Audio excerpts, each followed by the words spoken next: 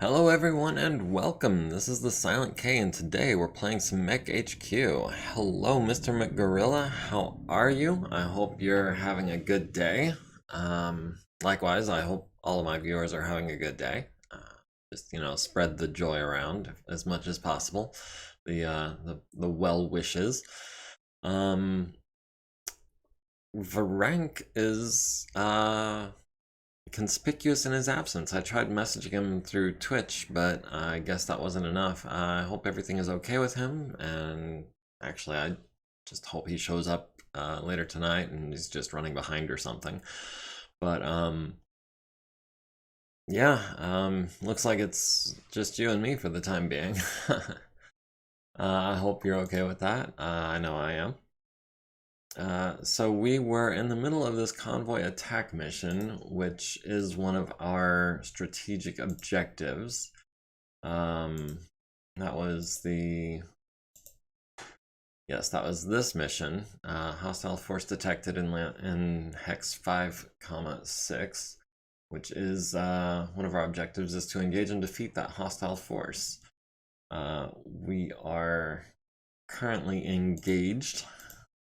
And in fact, we just made contact with the enemy. We fired off a couple of pot shots. That was Tsubasa in the blackjack had scored a lucky hit on one of the enemies. I forget which one. But got a lucky crit to the left torso, which transferred to the gyro. And then he also got a lucky crit on, I think it was the crosscut, and I don't remember what was hit, so let me just refresh my memory here. Okay, maybe not. Maybe it was just a lucky hit and not a lucky crit. The right torso, yeah, has taken, looks like 5 plus 2 is 7 points of damage, which I think is what an ER large laser does at extreme range. Anyway, we had already moved for this turn, and we were in the firing phase. Unfortunately, most of our people are still out of range, and yes, we still need to replace the players. That's the primary op4 and the convoy, both being replaced by Princess with their original settings. So we've got a Tokugawa here, which, if I recall, is kind of scary. Okay, maybe not. Pair of AC2s and an SRM6. Pretty tough, though. But I don't know if I want that to be our current target. Normally, I like hitting hover tanks with long range or low percentage hits because you can disable. Sometimes you get lucky and disable their skirts and cost them movement points and evasion. So I try to prioritize hover tanks as much as possible early on. However, this crosscut we can hit on 10s as well, and I'm thinking a couple large lasers to the center torso would definitely do him in. And since our objective is to stop half of the industrial mechs from crossing the field, I think that's where we're gonna take our shots. Warwolf maybe has a flanking shot on the spider, or maybe not. Warwolf unfortunately doesn't have a shot on anyone. Even with the LRMs. Ash with the medium lasers is out of range of everyone. And that leaves us with Stiletto, who is getting backstabbed by the spider with a pair of medium lasers, looks like. If I can get the medium lasers, I wonder what he needs to hit me. He jumped, I jumped, right? Yeah. So that's a +6 to his gunnery, which is 5. So he needs at least 11s. Not really a threat, unless he lands a kick or something. We do have the Jabberwocky on 8s, and since we've got the double heat sinks on the stiletto, I don't see any reason not to fire just literally all the things and leaving us at 3 heat. Jabberwockies, if I recall, are fairly fragile. Maybe it's got more structure than it has armor, so yeah, that definitely qualifies as fragile. We've got the Wasp missing on 12s, the Spider missing on 11s, the Blackjack landing a hit on the Crosscut's right arm, destroying it, but not transferring into any further locations. The Dragon missing on 11s, the Autocannon 2 variant of the Dragon missing on 10s and 12s.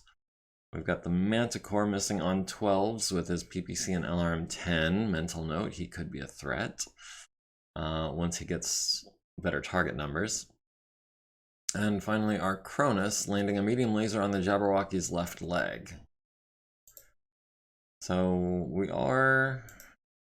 Oh, and we can punch with our offhand on an 11, granted, but yeah, he also tried to... Oh, he tried to push us on an 11 and missed. What would have happened if he had pushed us? How many levels would we have fallen? I wonder. We've won the initiative going into round 9. We've already cost the convoy 1/3 of its battle value, although it does still technically have 4 units on the field, including pilot. And yeah, that would have landed us in the swamp and probably stuck.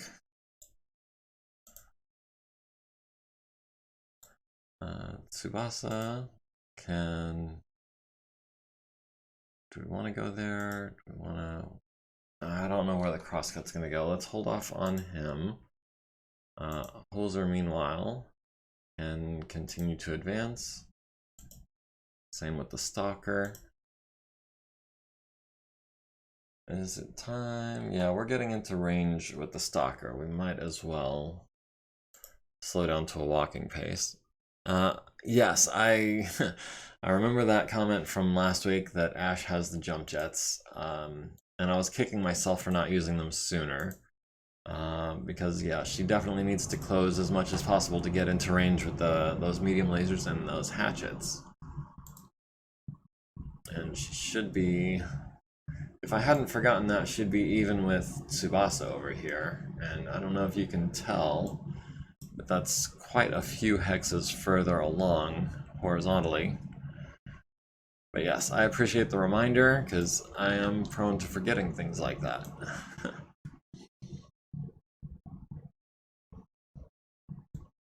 Alright. The crosscut is advancing towards the woods, which is going to make it quite difficult to get a shot on him. But not impossible.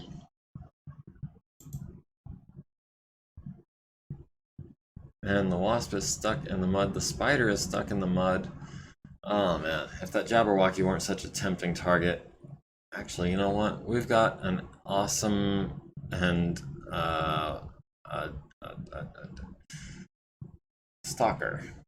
Couldn't put a name to it for a second there. We've got an awesome and a Stalker who can take out this Jabberwocky. So I'm gonna go ahead and take advantage of this situation. And I think I'm just going to stand still and hammer on that Wasp, try to take him down in one volley, if I can. I know they're not quite that fragile, but we might get lucky.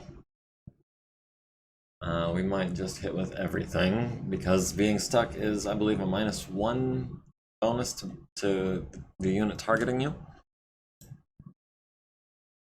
Oh, and the Shadowhawk is also stuck. Directly after getting himself unstuck from the terrain.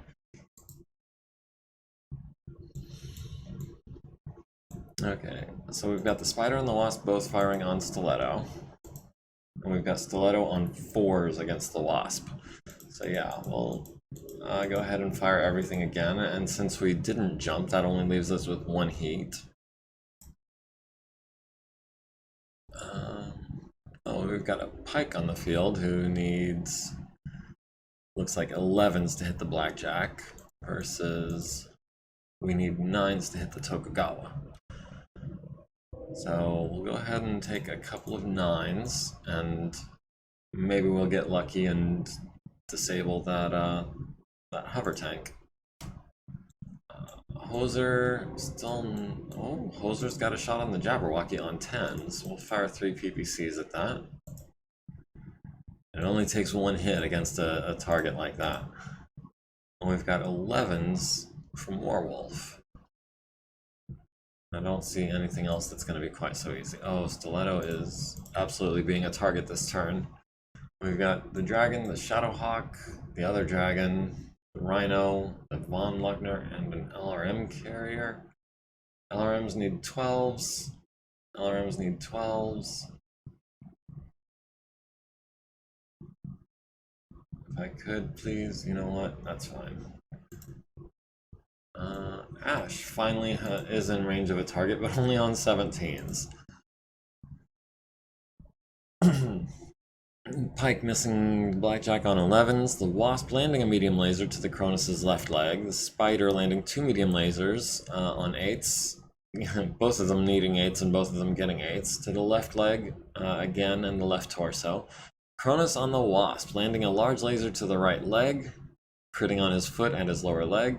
Medium lasers to the left torso, right torso, and center torso. Small lasers to the right torso and right arm. And 2 SRMs to the center torso critical and the center torso, leaving it with 3 structure and costing it a jump jet.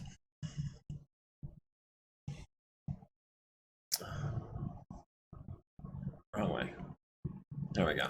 Just try to get me a little more centered when I'm leaning forward intently.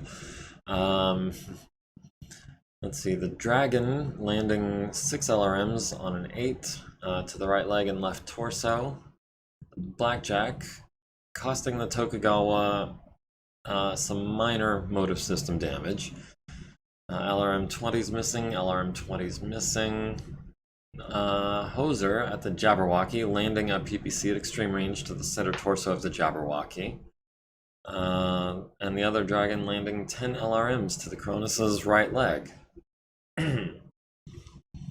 Shadowhawk landing 5 LRMs to the right torso. The Manticore landing 8 LRMs to the right torso as well. Manticore getting a lucky hit on a 10. On 10s, hitting the center torso, right leg, and left torso. Cronus took 60 plus damage this turn from all these lucky hits. That's... Oh, Tokugawa's wheeled? I thought Tokugawa was... Let me see. I know it's a heavy tank, but I thought it was a heavy... Oh, you're right, it is wheeled. So that driving skill roll penalty isn't going to be a huge factor, I don't think. But let me just... So we got lucky on this 10. Dragon needed 10s. Shadowhawk needed 10s. Manticore needed 9s. Manticore needed 10s and got them both. That was incredibly lucky shooting on their part. They needed 10s and 11s, and they got a surprising number of them. Wasp needing an 8 to stay standing after all the damage it took. Rolls a 7 and falls, takes 2 to the right arm, critting on the lower arm, and avoiding pilot damage. No physical attacks are possible. Let's see, our Blackjack is at 4 heat, Cronus is at 1. Carpathize, hey, how's it going? I'm doing relatively well. We're definitely pulling ahead in this battle. I hope you're doing well, and I'm glad you could join us. I assume if Ferenc had joined us, he would have said something by now, and he hasn't, so I can only assume that he's not with us. So, it looks like it's just you and MekGorilla for right now. We've lost initiative going into round 10, but we have taken out over a third of the Draconis convoy, BV-wise. Let's go ahead, start moving this way with Werewolf, so that we can take advantage of that clear pathway. We'll have Hoser at a run, I guess.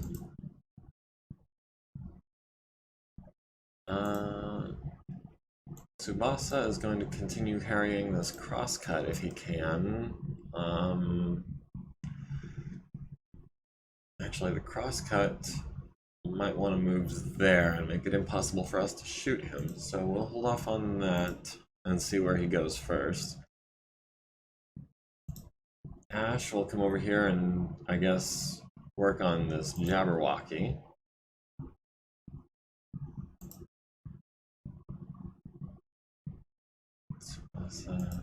The Cronus. I definitely want the Cronus to be more evasive this turn than he was last turn. Excuse me. We'll go ahead and hop into these heavy woods. Easter Friday here for you? Yeah,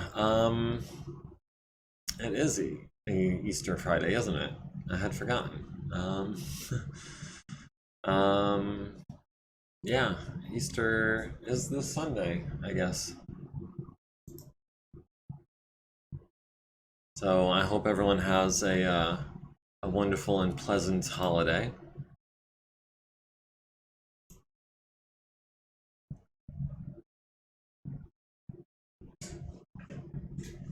Oh, Rank, hey, how's it going? I'm glad you could join us. Sorry you misread that. I tried to. I know it was kind of buried in with like a couple of other lines of text, but yeah, absolutely playing tonight. Sorry about any confusion. Wasp makes himself needs a 7 to stand, I assume. Yeah, the spider, the wasp, and the shadowhawk all break free of the terrain. I saw you saying about overtime. Thought you meant you weren't playing tonight. No, I made sure that I would be off tonight, specifically for this, but I did work literally every other day this week besides tonight. So we've got 8s on the crosscut, 8s on the Tokugawa. That Tokugawa is not so much of a threat. Everything he has does 2 points of damage, although granted he can potentially hit 9 times. Excuse me. The crosscut being one of our objectives, I think is going to be our target du jour. We're going to land some 8s. We're not going to land 6 points worth of 8s. We're going to land a couple of 10s, hopefully, and cool down for the turn. We've got the Jabberwocky on 8s with Hoser, which 8s and 12s. Do we build up 2 heat on a 12? I don't think so. I think we're gonna stay cool until we've got a better shot, especially because Ash is also gonna have a shot on 13s, which doesn't count. We've got Warwolf, who might also only have targets in the Jabberwocky. On 9s, we'll take that, and 11s. 9s and 11s it is. Stiletto, I guess, can keep firing on this Wasp, who hasn't moved, even though he's no longer stuck. We got him on, looks like, 7s and 9s. And we'll build up a couple of points of heat there. So the Blackjack got the crosscut, landing a hit on the left torso, critting on his cargo, but missing with the 2 10s. The Pike missing on 11s. Awesome, landing a hit on the Jabberwocky's left torso, down to 7 structure there. The Tokugawa missing the Blackjack on 12s. The Dragon missing the Cronus on 11s. The Stalker missing on 9s and 11s. Manticore on the Cronus, needing 10s, hits the left arm for 10 with a PPC, leaving us with 8 armor there. And the Cronus firing on the Wasp, destroying the left arm with the large laser, transferring into the left torso, stripping it down to 0 armor. Following that with a medium laser to the right torso, destroying it and blowing off the right arm, transferring into the center torso, but not quite finishing the job with the SRM-4. He missed too much. You got 1 out of 3 on 8s. That's about average. And the Manticore missing on 11s. Okay, and pilot Pegu Watanabe picked up by the Dragon. 1 CT left on that Wasp. Yeah, I saw that. It's a real shame we didn't hit with the SRM. But he no longer has a right torso, which means all he's got is the SRM2, I believe, which is leg mounted, I want to say. Yeah, he is hanging on by just the barest of threads. That is a bailout of the mech option. Yeah, if he doesn't bail out, he's foolish. We'll go ahead and turn that way so we can advance next turn, but I want to keep it at a walk, keep those target mods low. Same thing with Warwolf.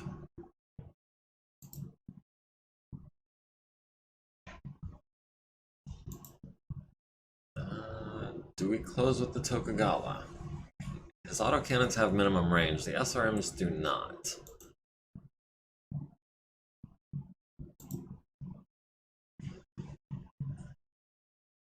Let's see, Ash, able to get into melee range of this Jabberwocky. I suspect his days are soon numbered. Oh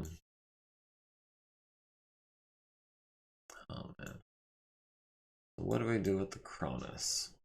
Definitely want to be as evasive as possible. Do we come over here and start firing on the Shadowhawk, I think? The Wasp did not bail out. Let's see, that's level 1, that's level -1, so there's no physical contact between these two hexes. I wouldn't be able to punch him, only shoot him. But you know what? Okay, I assume it would say if he was in forced withdrawal, but it did not say so. That gives us partial cover from a lot of guys, I think. Yeah, let's try and finish off this Wasp. Go for the kill, get that XP.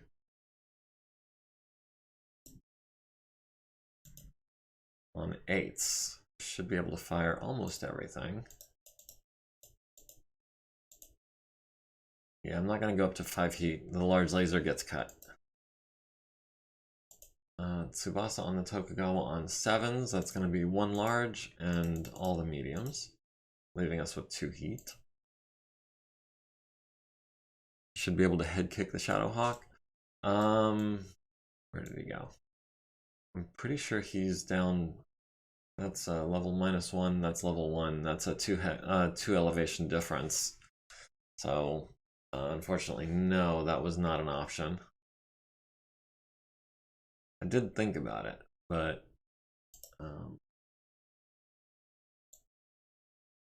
yeah. I thought about it, but I also thought about finishing off this Wasp, so maybe next turn we'll be able to get into head kicking range. It's unfortunate that the Cronus only does 11 points of kicking damage and not 12, but that's the price you pay for having half-ton jump jets. So we'll take 3 7s and a 9 for 1 point of heat.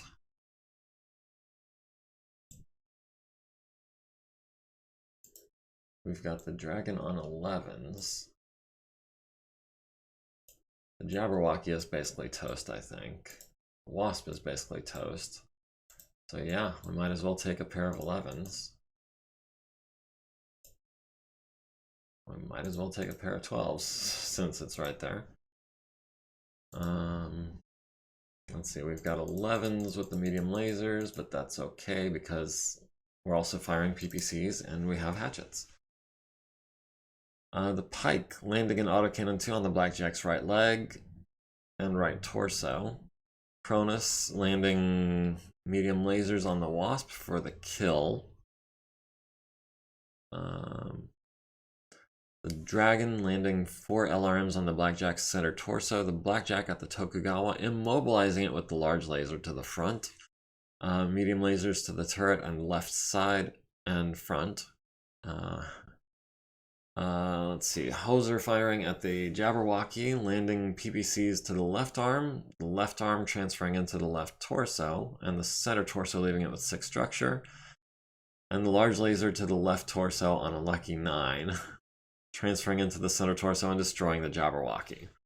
Nice shooting. The Manticore missing the Archer on a 12, the Stalker missing on 11s and 12s, the Archer on the Jabberwocky, which is already dead, landing a hit on the left leg, critting the hip. No one in danger of falling down, no melee attacks, and everyone's pretty chill as far as heat goes. The Blackjack is at 2 heat, the Awesome is at 1. We've won the initiative. We've got the convoy down to 25% of its battle value, although it does still have 3 units on the field.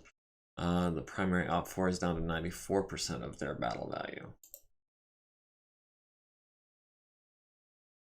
Let's see, the Tokugawa is immobile now. Crosscut. So what exactly was our objective? I've forgotten. Let me go back to the briefing room real quick. Prevent the following forces and units from reaching the far map edge, the convoy. Prevent 50% of the convoy units from crossing the far edge of the map. Convoy will surrender if 50% of the escorts are destroyed or routed. Capture intact for additional support points. Destroy or rout 50% of the op4 to force surrender. So I'm thinking, let's see. The crosscut is still on the field. The Pompier is still on the field.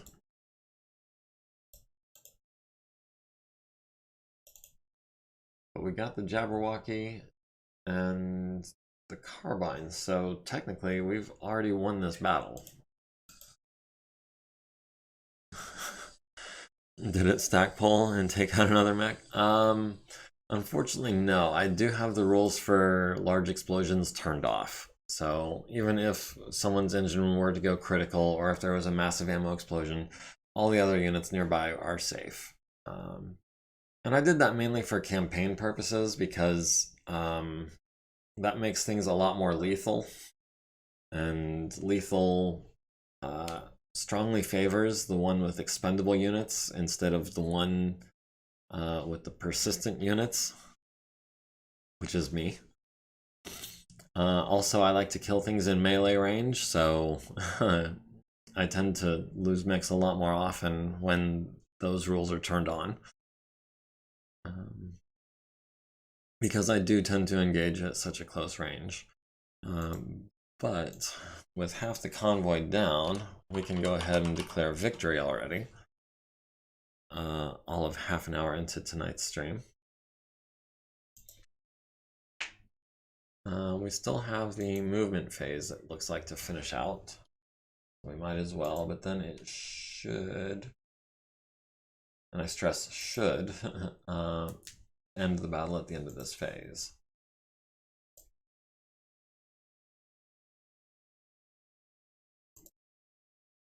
Yeah, Team 1 has achieved all required victory conditions. Yes, we want to record salvage.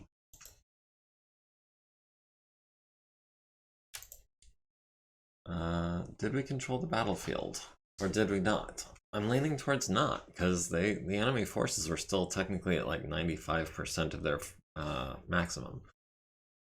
Do we get salvage? I mean, we destroyed the convoy, but it was more of a surgical strike. So I'm gonna go ahead and say no, we did not control the battlefield. We've got the Jabberwocky by Hoser, and we've got the Wasp by Stiletto.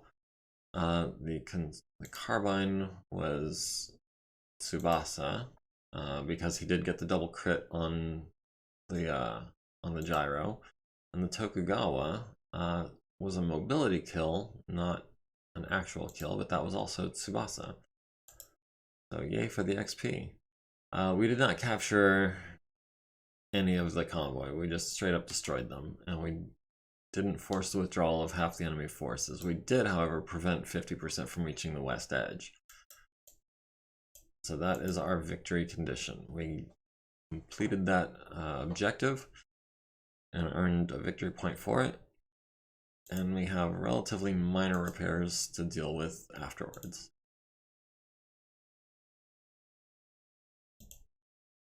Let's see, that's the Cronus took some armor damage, especially that right leg. The Stalker just needs a reload. Let's see, the Blackjack took minor armor damage. The random guy, hey, how's it going? Howdy, partner, indeed. We definitely don't want stack pulling units on as humors. For me, I tend to do long range. I tend to play 30-25 more than anything, so long range doesn't tend to be as long. And I don't know if you've noticed, but I tend to have a hard time keeping the awesome at range. But yeah, we've got just a green and a couple of regular techs available right now, so that's not enough to actually do any repairs, because we did. I'm trying to eat healthier these days. What do you mostly eat? I eat a lot more fast food than is probably healthy. I went to the South and they were all eating barbecue. Barbecue is, yeah, it's a very Southern thing, but it's also a very, very good thing. There's a place by my work that does barbecue. I've eaten there a couple of times since I started. It's a bit pricey, but totally worth it. And by a bit pricey, I'm comparing it to the local, like, you know, fast food burger joints, which is what I usually eat. I like to start in 30-25 too. I do leave the reactor explosions on. Seems they don't happen that often. It does make me less likely to melee the same mech with multiple mechs. You're skinny though. Most people in the South are big old people. Yeah, I've been blessed with a fast metabolism, and for some reason my cholesterol stays in the good range. So I don't know how I do it. Genetics, I guess. But yeah, I've been. I guess part of it is also a fairly active lifestyle. Like, I'm not saying that I do hard manual labor for work, but there's a fair amount of walking and lifting involved. So maybe that has something to do with it, and maybe it's just a fast metabolism. But I've always had a hard time putting on too much weight. It got a little easier after my 30s.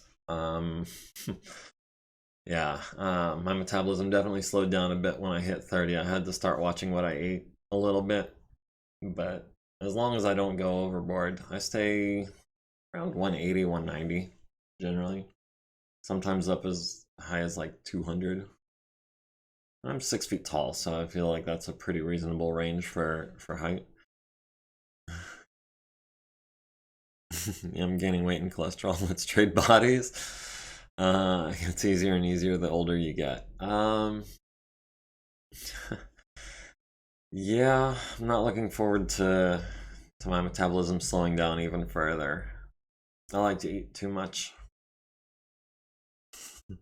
It's easier to gain weight, yeah, for sure. Okay, so we've got 4 civilian units that we have to protect while they evacuate. We've got 4 turrets on our side. We're up against quite the list of enemies. And we do have some artillery pieces that are going to complicate things. I might just remove those artillery pieces from the field. And I don't mean to deploy off board, I mean remove them from the battle. Because I'm really worried that, like, the copper or something is going to get under the artillery. So we got Locust, Firestarter, Wasp, Stinger, so a light lance, a Javelin, 2 Panthers, and a Wasp LAM, so another light lance. A Harasser, a Pegasus, a Pack Rat, and a Vedette, so fairly light tanks. Plainsman, Locust, Galleon, Cicada, another light mixed lance. Galleon, a Saladin, a Scimitar, and a Galleon, with a foot platoon mixed in there somewhere. That Saladin, I think, is actually going to be the biggest threat on the board, besides maybe this Firestarter. The stock Firestarter is good for anti-infantry, but not very good against anti-mech. I tend to replace the flamers with medium lasers when I do fire starters. But that Saladin could be an issue. We do have one reroll remaining. So terrain is going to be light urban, town generic, 50 by 60 map size. Moonless night, heavy rain. I'm thinking I want to reroll. I think I want to reroll the light, or no? Do we want do we want our evacuating units to be able to escape under the cover of darkness? That's an interesting thought. We're actually not trying to kill all the enemies. We're just trying to get these guys off the field.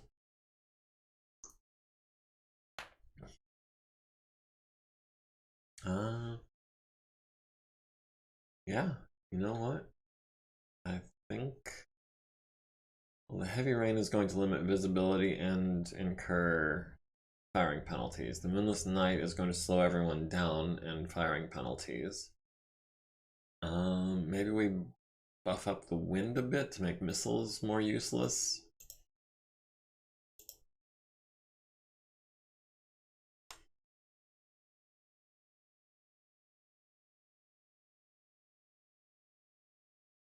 Okay, so I want to go ahead and delete the thumpers. I don't want them landing on friendly units or turrets. You know, other units that can't get away. Brunel jump truck with 3 autocannon 20s, and if I'm not mistaken, those are actually rear mounted out of the back of the dump truck. We've got the Wasp LAM 100B, which is an ECM source with a Streak SRM2 and a medium pulse laser. That is very interesting. So the Firestarter with a 3.5 and the Saladin. Let's actually do it this way. The Wasp is a bigger threat, it says, than the Firestarter. The two Panthers are evenly matched. Plainsman, the Saladin actually does not rank in the top 6 as far as the enemies, which I disagree with. I think that autocannon 20 and with that speed is kind of scary. It's like an SRM carrier, but faster.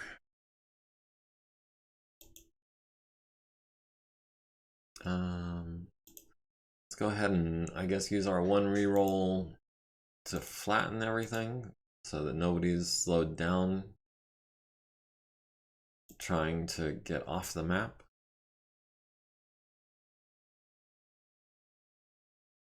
Yeah, I think that's how we're gonna roll. We've lost initiative for deployment. Within our team, we're 2nd out of 3. They do have us, or we have them by about 130 BV, not including the evacuating units and the turrets, just our force against theirs.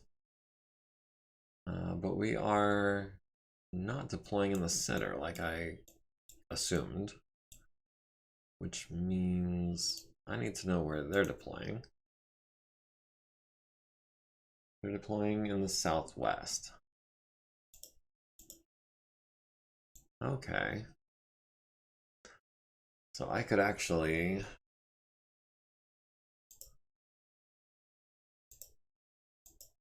oh, I forgot to fix this pilot. I was going to do that.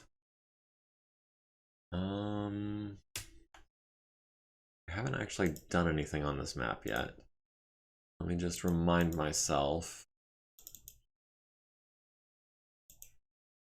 Yarvik has melee specialist, which could be kind of pivotal right now. We're going to go ahead and exit out of this. We're going to go back to the briefing room. We're going to start the game again. We're going to flatten the map again.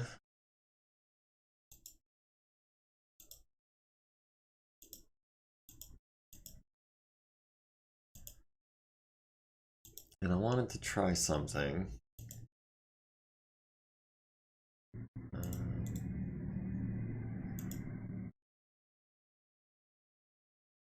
Let's see. It's Lieutenant Senior grade.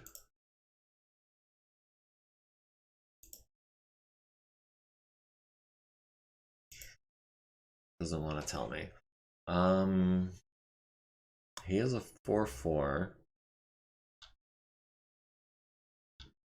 He does not have Hopping Jack. He has Melee Specialist. He also does not have Multitasker, or where is Small Pilot?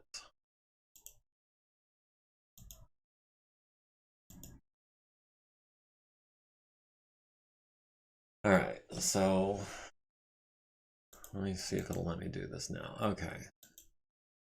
Lieutenant's junior grade, Yarvik.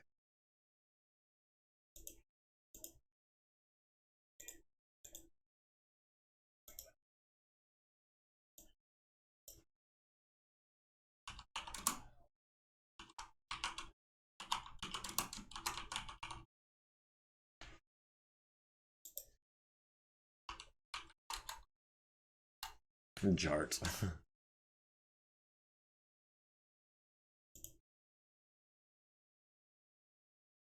Okay, so I think that looks right. We'll see how it plays out at the end of the mission. Okay, we did win initiative for deployment, which I guess is a good thing.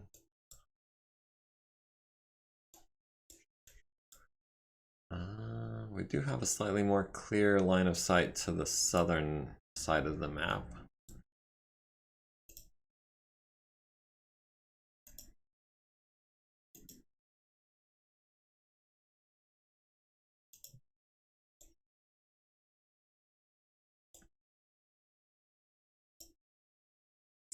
Let's see, Renita still has single heat sinks, so has to choose between the lasers, or the large laser and the mediums on a turn that she jumps.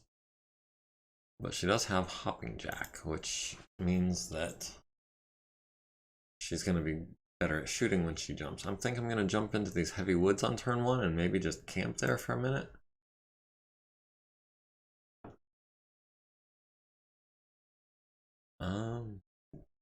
Let's see, we've got random guy in the Atlas. I think is going to be moving this way to try to intercept anyone moving towards the city.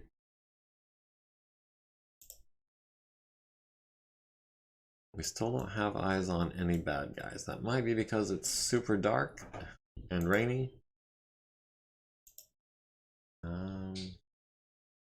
We've got all these SRMs. Okay, yeah, I know that.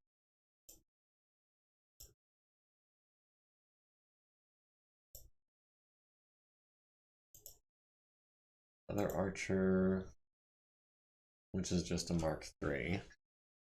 Standard LRM variant. We'll go there. And the Banshee, PPCs and the LBX, and all the medium lasers and small lasers. We'll go ahead. Do I ever make use of the different mech sensor types? I should. I understand mag scan is really useful. Seismic is only useful at close range. Yeah, I should use that. Thanks for reminding me. I need to do that to my other guys. But yeah, I understand mag scan is probably the best overall sensor as far as like range and visibility. Radar can be blocked by, I want to say, some things like hills and whatnot. And there's an optional rule that allows, oh, I forgot to remove the artillery this time around. There is an optional rule that allows hills to block mag scan. I don't think I have that turned on. Oh. We are gaining visibility on some of these guys down here. I'm not sure how, but we do have also a bunch of sensor returns over here, and we don't know what any of them are. And yeah, it looks like our visibility is all of 4 hexes.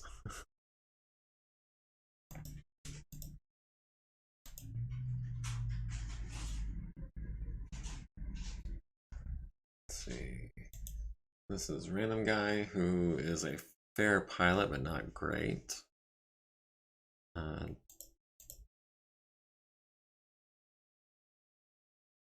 Long Tom rounds have video cameras attached. That would be certainly an interesting viewpoint to watch from.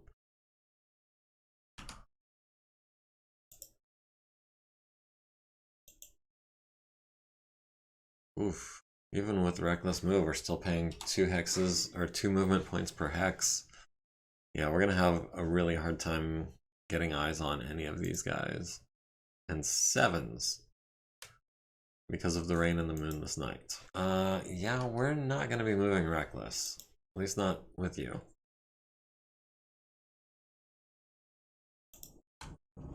And then next round we'll be able to get into those woods.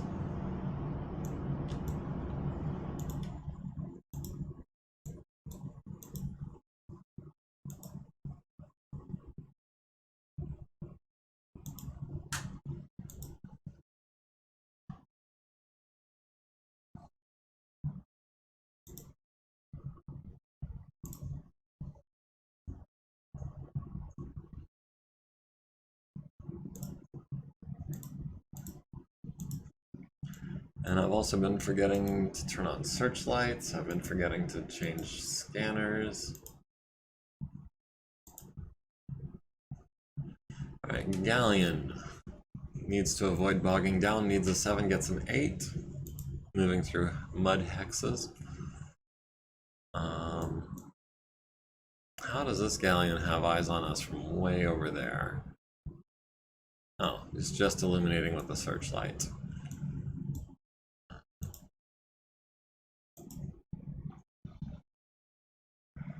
We've got an 11. Ooh, do we want to target the Saladin? I think we do. We want to use cluster munitions, and we want to save that for... I was going to say last, but...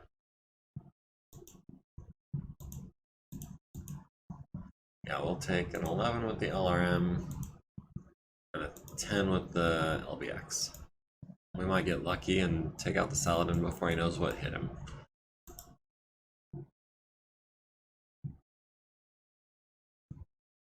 We've got 9s on this Plainsman here. I think that's going to be our only decent shot.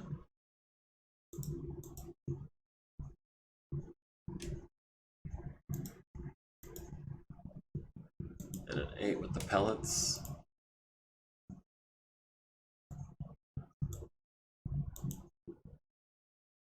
Wyvern on 9s at the Plainsman. We're going to go ahead and just launch everything for 3 heat.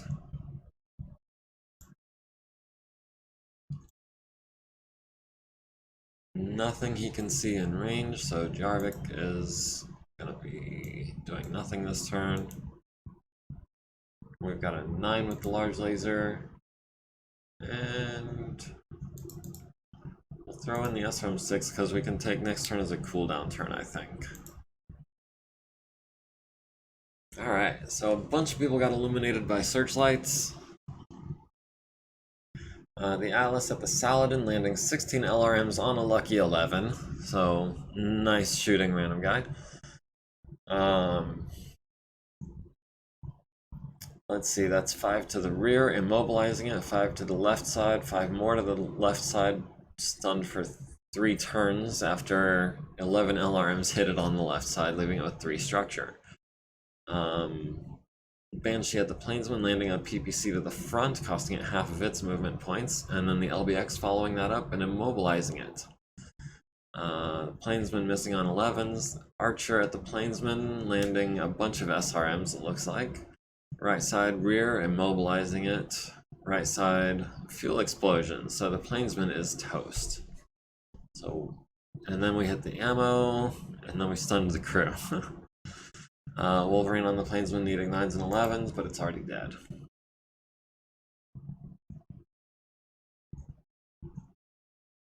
So the Archer, Wyvern's Archer is at 3 heat, the Wolverine is at 3 heat, everyone else is running cool.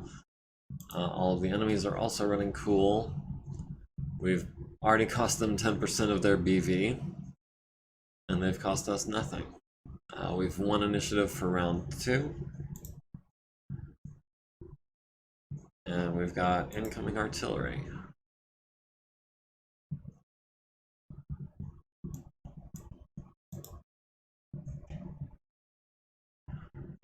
Let's see.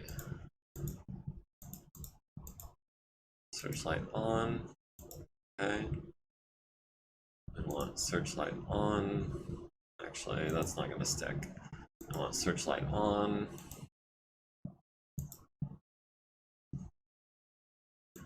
I want searchlight on everyone. And actually, I need to be doing mag scan as well with everyone. Searchlight on. Mag scan. And advancing. Oh man, so many tanks. We're already on mag scan, searchlight on. Do we jump? I think we jump. Try to cut off the stinger.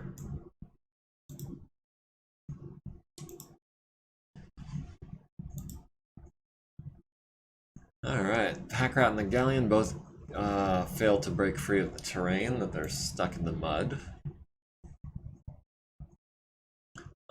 Thumper landing on the mini Peggy, immobilizing it and destroying it by sinking it in water. Stunning the Pack Rat for a turn as well. Okay, the artillery is actually doing some good work. Because everyone is moving so slowly, I guess, the targeting is a bit easier.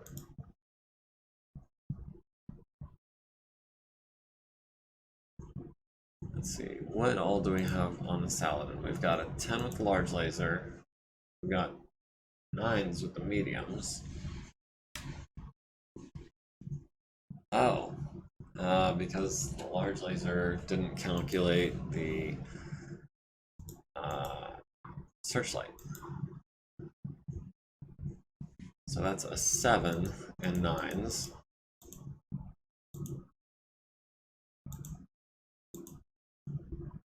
And a 5 with the LRM. Oh man, he is so dead.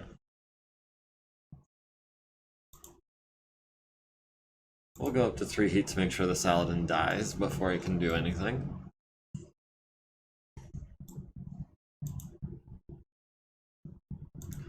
And 10s. The Locust is actually an easier target than the stuck Pack Rat. That's surprising. So we'll try for a couple 10s. The large laser's base to hit would be adjusted during the firing round. Yeah, I am aware of that.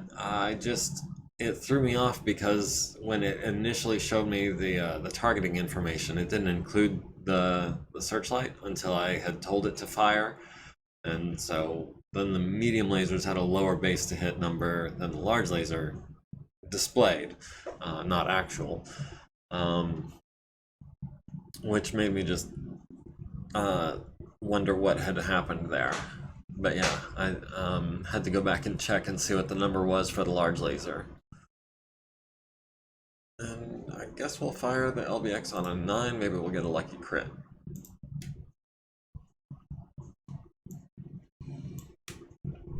Wyvern's only target is the Saladin, and the Saladin on 6s. It's already dead, but we might as well be heat neutral just to be sure. Yarvik also has a shot on the Saladin on 8s.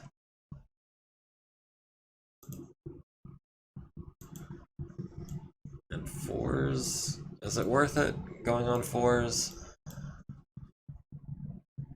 I don't think so. I think that's overkill. When we can get the Galleon on, looks like 10s, because it's already calculating the searchlight being used. So 4, 5 for the reins, 6 for walking, 10 for range. What about the Pack Rat? The Pack Rat's gonna be getting two thumpers on it this turn, hopefully. But yeah, pack rats actually are pretty well armed. Oh, with the SRM6 and the flamer. But the galleon is the easier target for some reason. Oh, because he doesn't have the searchlight on. He will, though, be lit up. So now we've got 8s with the LRMs on the pack rat. Hopefully we land at least one of those.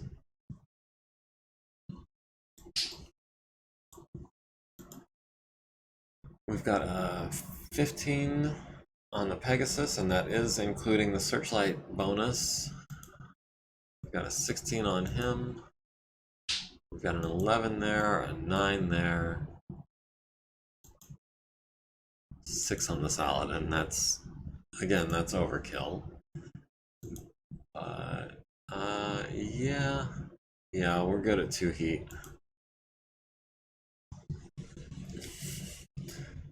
Oh, the screen just went dark.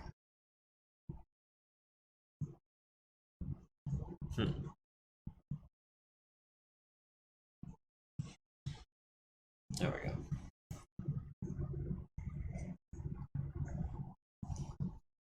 So the very first shot of the round is the Atlas killing the Saladin with the large laser. Landing needs a 7, gets an 8, hits the left side critical, section destroyed, tank destroyed. Everything else is wasted. Let's see, the Vedette missing the Brunel on a 10, the Banshee on the Locust landing a PPC to the right torso. Going internal, but not quite blowing off an arm. LBX also landing a pellet to the right torso, leaving it with 2 structure. Archer at the Saladin, landing... Oh wait, yeah, the Saladin was already killed. It took me a second to remember. The Archer at the Pack Rat, landing all 20 missiles from his first launcher. All of it to the left side, which is enough to destroy the Pack Rat. And then the Wolverine at the Pack Rat hits the left side, but to no effect. Physical attacks. What are we doing? Are we uprooting a club?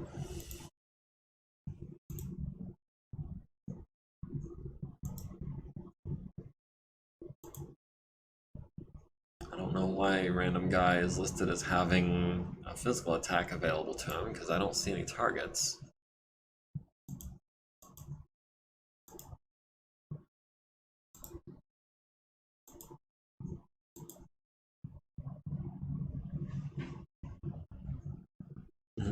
Packrat isn't scary, name for a mech.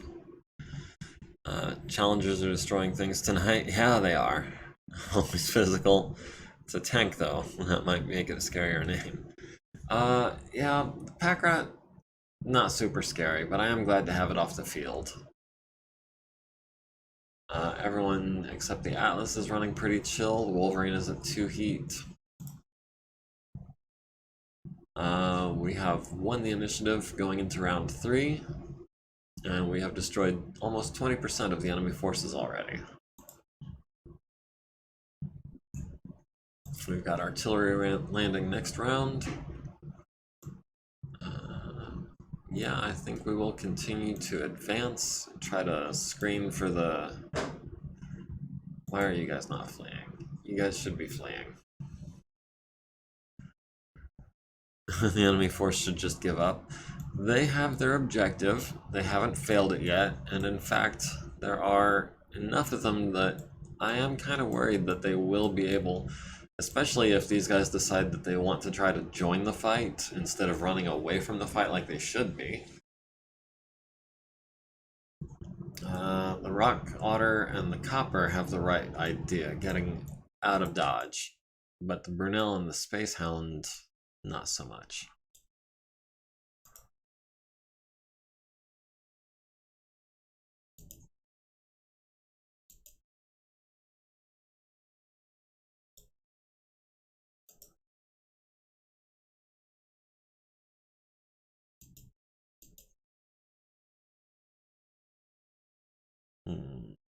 Yeah, let's go ahead and start moving at a diagonal. Panthers will be annoying to deal with if they get their PPCs into play. Yeah, And there are more than one panther. There's this guy here. This guy here.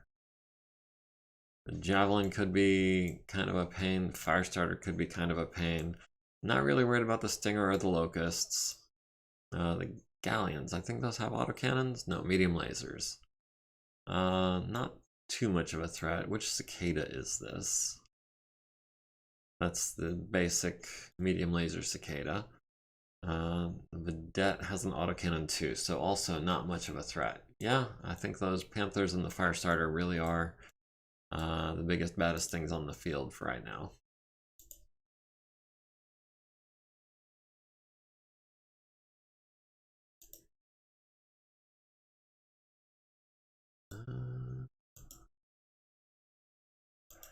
Yeah, I definitely want to try to get as many of my guys in between the enemies and our civilians as possible. The Galleon fails to break free of the mud. Foot platoon has to avoid bogging down as well. One of the long toms hits the Panther in the head twice and crits the cockpit and the sensors. But most importantly, the cockpit. So one of those Panthers is no longer a threat through the most unlikely of rolls. 2 hits by artillery to the head. Unless those are using, that's not using the punch table, I don't think. It should be the full body table. So that's extremely unlikely odds. And then the other thumper landing on the infantry and killing all of them. Which Panther just died? Was that the one down here? That's the one down here. I think. Oh. Wreck of Panther. Why is there no fireball explosion here? I wonder. Scimitar, I believe, is firing an autocannon too. No, just illuminating with the searchlight.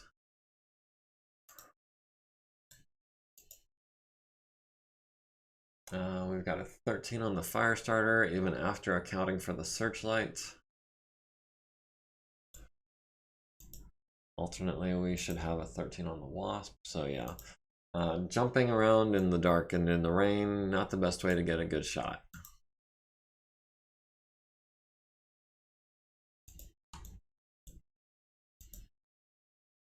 Let's see.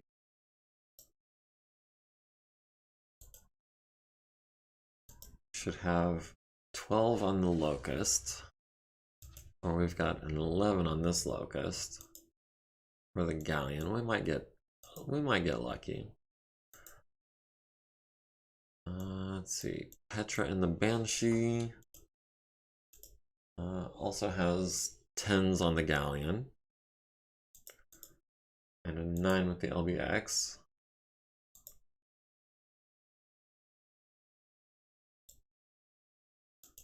Wyvern has 16s on the Wasp with everything, so that's a non-starter. And Yarvik, can we go range high-low? And select the LRMs. And it looks like this Galleon on 10s or the Locust on 10s. Let's split our fire a little bit. We'll go on the Locust. Alright, Atlas missing the Galleon, Vedette missing the Brunel, Banshee landing a PPC on the Galleon's left side. The remaining Panther landing a PPC on the Archer's right arm. The Archer missing on 10s. So not a lot happening this round except for that one PPC shot. Always physical. Yeah, I'm not sure why it's allowing me to select them all for physical attacks. Everyone's running cool, even the bad guys. And we've won initiative again. We've got artillery incoming.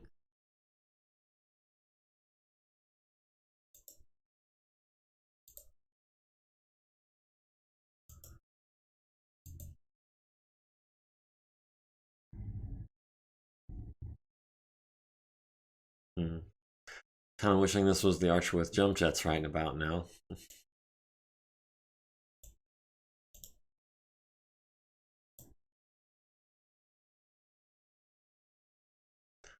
I am glad that I decided to cluster up in this corner of our deployment zone, though, because if we had started, say, up here, we'd be nowhere near the action.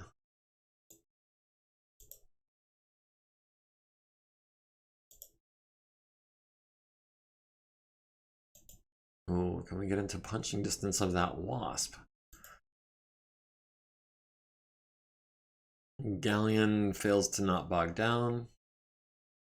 Oh, 2 galleons are stuck in the mud. One failed to break free and the other one got stuck. Let's see. Thumpers hitting their intended hexes, but to no effect.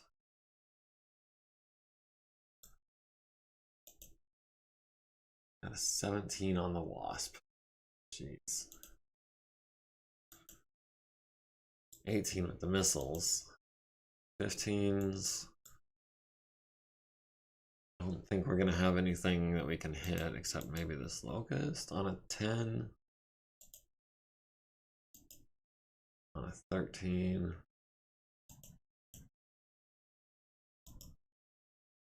On an 11.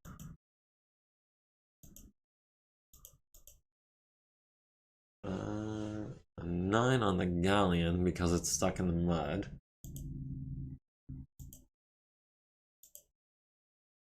Actually, we can go ahead and fire the large laser at the galleon as well. It's a long shot, but hey, sometimes you win with long shots. Too far.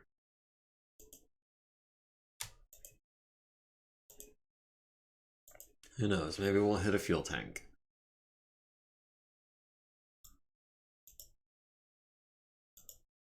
Six, 13.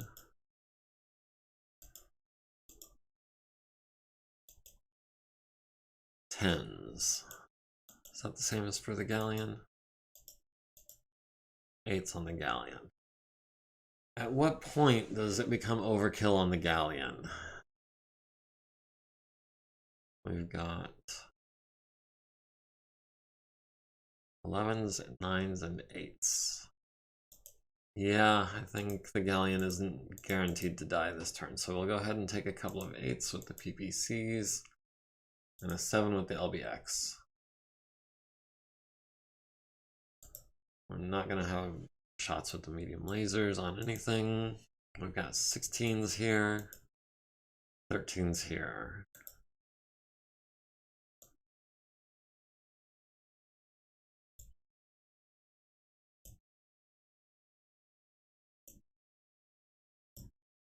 Tens or 8s, we'll take the 8s.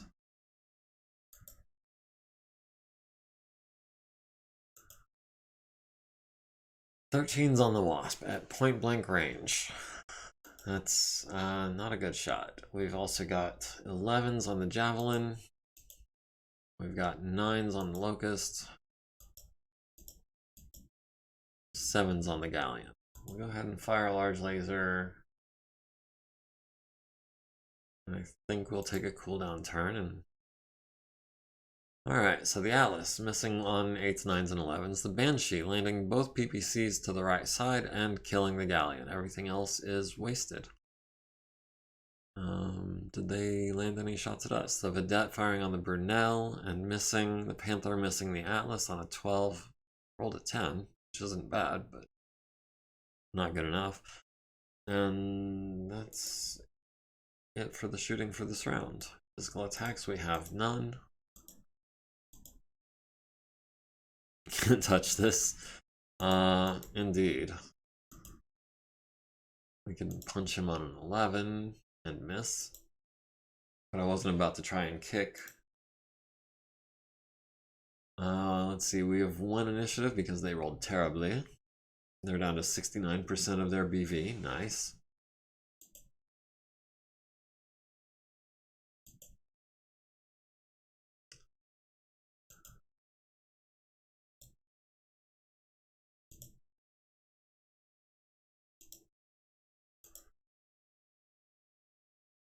We're just advancing slowly at a crawl.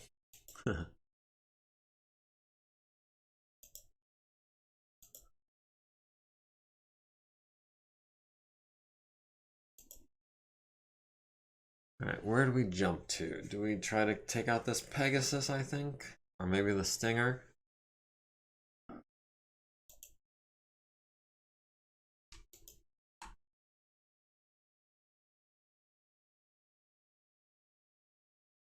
Yeah, let's maybe try and go for this Pegasus. He only moved 3 hexes.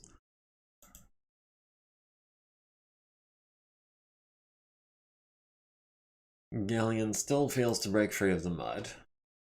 Thumper landing on the Galleon, hits it in the rear.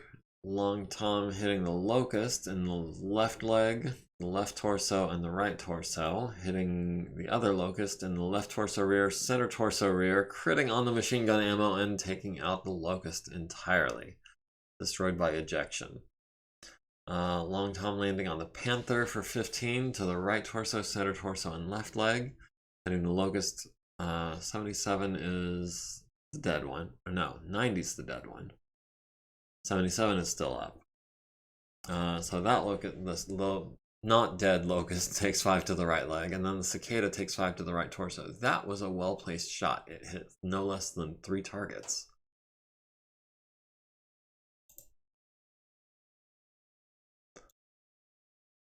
Alright, so it looks like the Firestarter is making his move. We can't hit him except on a 13, and that is accounting for the Searchlight and the cluster munitions. Got 14s on the Javelin, 13s on the Locust, 10 on the Cicada. Alright, we still have at least a 12. We've got a 13 on the Cicada with the large laser. So that's going to be LRMs and LBX, I think. So that's an 11 and 10. It's the only shot we had. MVP to the artillery. Yeah, for real. They've been doing some really good work. Mainly, I think, because everyone is too bogged down and slowed down by the darkness and the rain to be able to get out from under it. The Wasp and the Stinger, the Javelin and the Firestarter, those guys are more mobile. And that lucky hit on the Panther's cockpit. Jeez.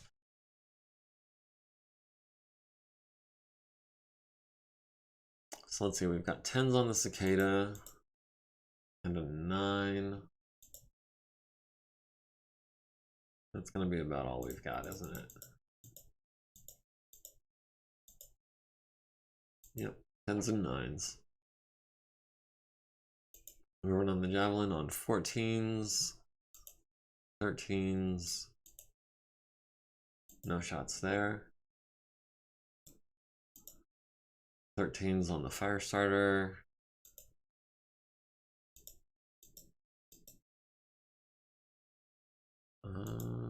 We've got 11s on the Cicada. We might as well take them. We've still got, see, that'd be 16. We'll still have 8 rounds of firing left in him.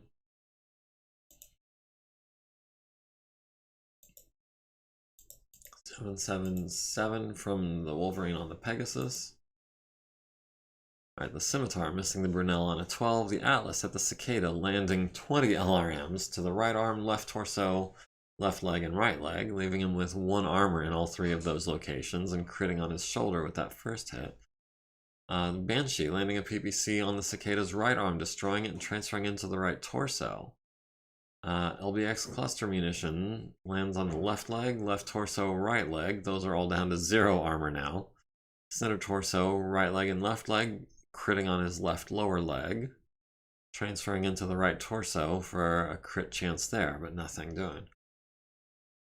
The Pegasus missing the Wolverine on 11s. The Panther missing the Archer on 7s and 11s. The Archer missing the Cicada on 11s. The Firestarter missing the Atlas on 11s.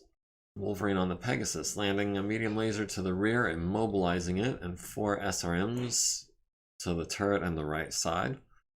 Cicada falls down, critting on his hip, and failing to avoid piloting damage, forcing his first consciousness check. We've got no physical attack targets. Everyone's running cool except the Wolverine, who built up 1 point of heat. The Firestarter is at 1 point. The Panther is at 1 point. We've lost initiative going into round 6. Thumpers and Long Toms will be landing imminently.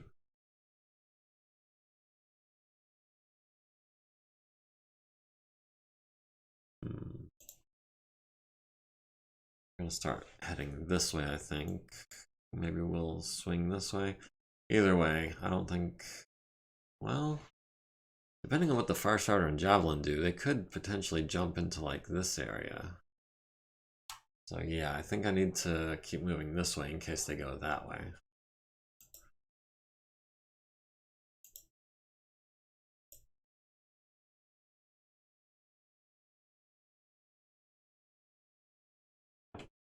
Yeah, intercept them. That's the plan, yeah, for sure. They ain't gonna know what hit them. Yeah, they will. It's a PPC. Or an LBX. Or lasers. We're gonna hit them with something. Like a bull hitting a deer on the old Texas prairie. That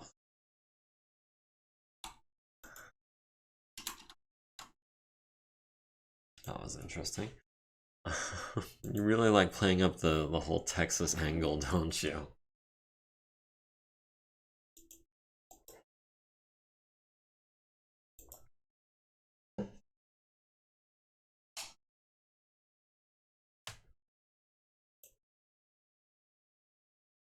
And finally, the Wolverine.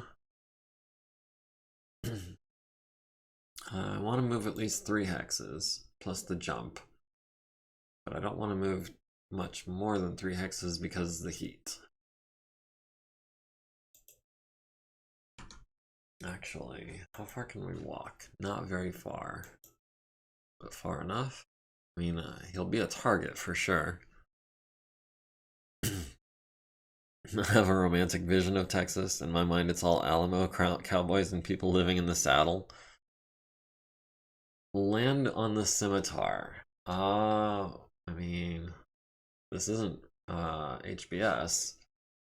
What did he do? He flanked 3 hexes for a movement mod of 1. Let me just see. We would only need a 5 to hit, but we would take 17 points of damage. Or no, we would take 11, we would deal 17. That's... Gotta run. Oh, okay. What base to hit would you get on the Javelin back? First of all, random guy, good to see you, and we'll catch you next time.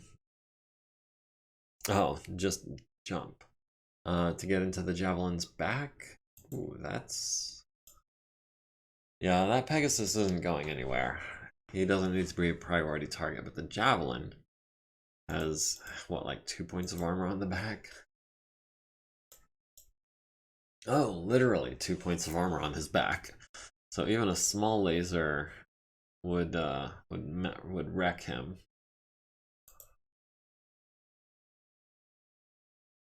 Okay, Cicada Cicada ejects, pilot goes unconscious. The galleon's still failing to break free of the mud. Thumper landing on the galleon, immobilizing it. Mobile Long Tom landing on the unconscious pilot, killing him or her instantly. And then the Long Tom landing on the galleon, hitting it in the left side and destroying it. Let me double check our victory conditions. How much do we need to destroy them before it's over? Briefing room. Destroy or rout 50% of the attacking forces. And get 75% of the evacuating units to the destination edge. So I feel like we're kind of approaching that threshold. Deadly Long Tom indeed. MVP goes to the artillery for sure this game. They are just absolutely wrecking stuff. Let's see, random guy has 13 on the Locust, 11 on the Pegasus.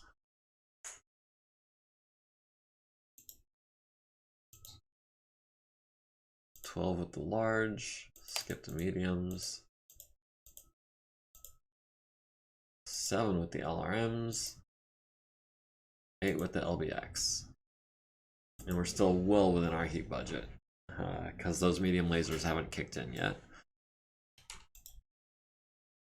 Is there a way to make it so extreme conditions won't kill infantry, vehicle crews, and ejected pilots? There is an option for that. I want to say... Well, it's not going to let me change the options mid-battle, I don't think. Will it?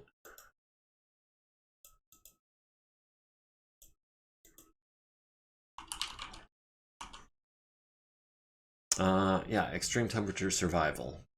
You get a short time to save them. And oh, it's not implemented, I see. I thought it was. So to answer your question, no. To be fair, anyone entering into an environment like that would be wearing appropriate protective gear so that they can survive outside the vehicle. You would think. BattleMech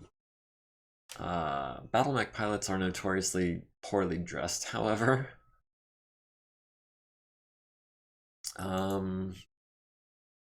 But yeah, it does bother me that anytime that it's cold enough to snow, which is like, what, minus 20 degrees Celsius, it automatically kills all infantry units. That's my biggest issue with MegaMek. I get that. I really do.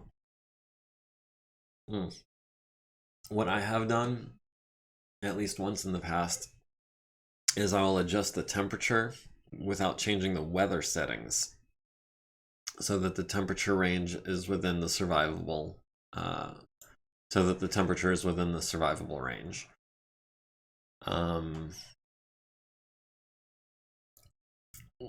Negative 20 kills people? Yeah, but within 10 seconds? You could survive for quite some time naked in that weather. I tried and it won't let me for some reason. Mr. Ice doesn't like cold environments. I assume carpet ice is not a reference to any kind of actual ice. They come out from extreme hot to cold. I'm dressed for the cold. So if that option were implemented, I don't even know how much a short time is. But it's not even implemented. But in the lobby, under planetary conditions, it should allow you to adjust the temperature. Not, I mean, from here you can re-roll the weather. If it says snow, it'll be cold enough to kill people. If it doesn't say snow, then it's not cold enough to kill people.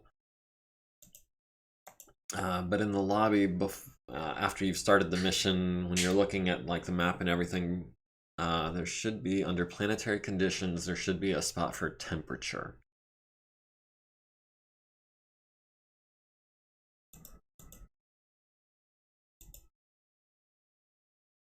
Nines and 8s on the Locust. Maybe we'll get a little lucky. Oh, we've got 9s with Wyvern on the Locust. That's going to be interesting.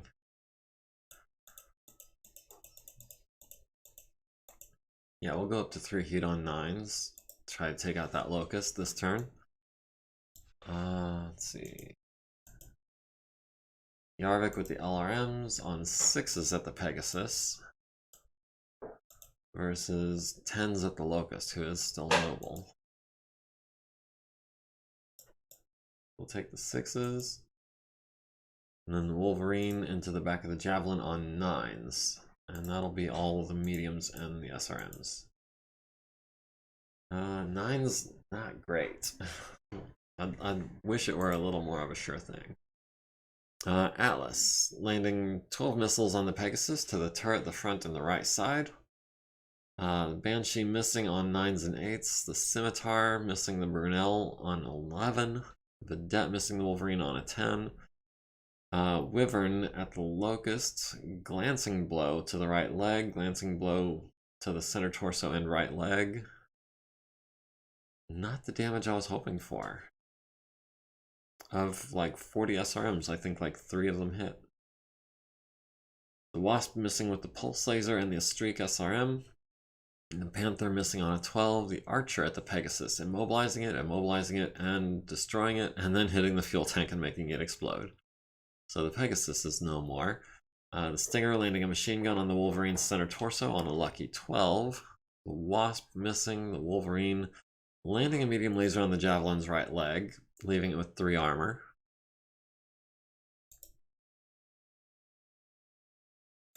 And again, no physical attacks. Except maybe this guy, we can punch him on a 10.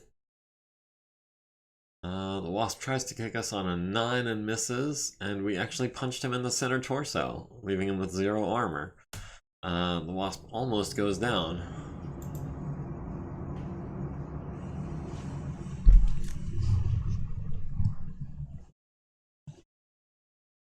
Let's see, Archer is at 3 heat. All of the convoy is at 0 heat, or evacuating civilians. The Wasp is at 1 heat, the Panther's at 2. We continue to win the initiative going into round 7, and we have them down to 10 of 21 units remaining, so that is a victory.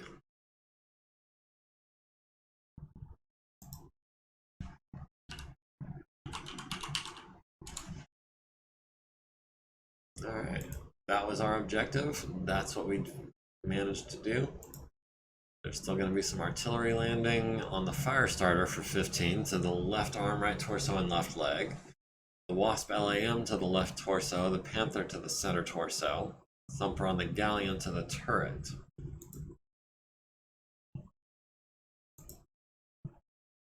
And yes, we save salvage. In this case, yes, we did control the battlefield. We routed the enemy quite thoroughly. Did anyone take even a single point of damage?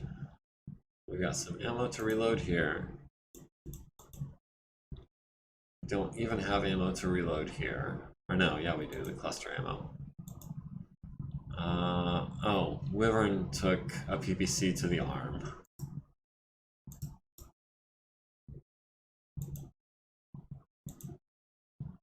And Wolverine took, I think, a medium laser.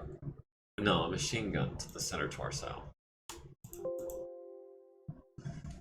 No one is MIA, no one's KIA, no one got injured. The Locust escaped, barely. The Firestarter escaped. The Wasp and the Stinger, the Javelin, the other Panther, the LAM, the Vedette, and the Scimitar all escaped. Undamaged Galleon was stuck in the mud until the end of the battle. We'll go ahead and say he got unstuck. Do we want to salvage a Panther? What's our salvage looking like? Oh, didn't mean to hit that. We're currently at 55 of 70. That puts us at 59 of 70. Yeah, we can do that. Not interested in the Cicada or the tanks.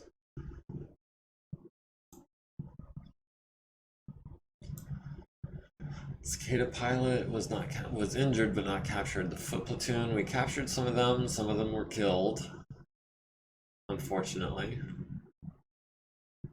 Foot platoon. We captured a couple guys from the Galleon. The harasser, we didn't capture anyone from, wait, Mini Peggy. Did the Mini Peggy escape? I think it did. The pack rat, we captured a couple guys. Everyone else got away.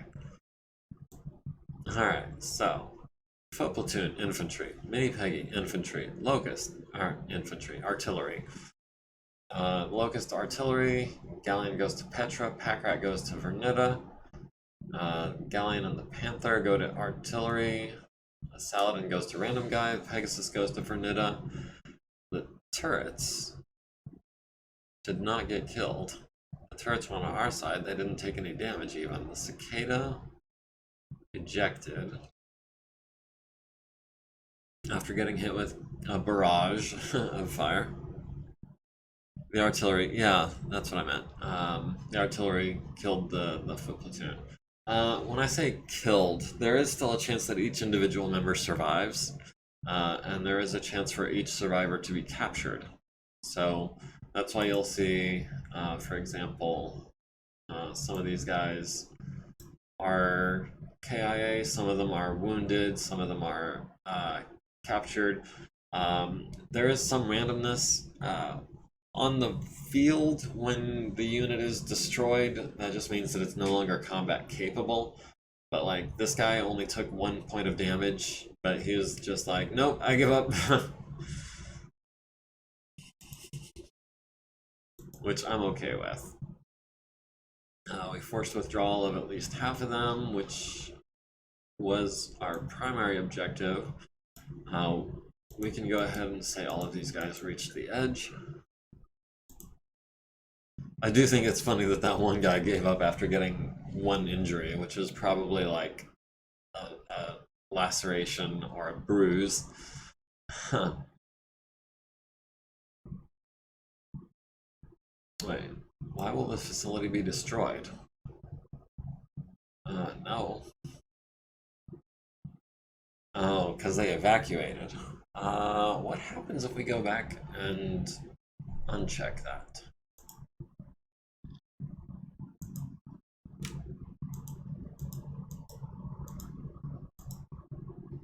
Oh, we just lose scenario victory points and the facility still gets destroyed. Let's go ahead and yeah, we escaped. I don't know why we were blowing up the facility behind us when we ran away, but apparently the facility only existed for the span of like 1 day.